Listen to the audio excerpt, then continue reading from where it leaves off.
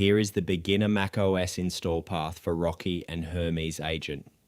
Open Terminal, then use the official install command from the Hermes docs. After installation, reload your shell or open a fresh terminal so the Hermes command is on your path. Next, run Hermes Setup. The wizard will help you choose a model provider, terminal backend, and optional tools without hand-editing YAML. If you already know you want the portal path, Hermes Setup.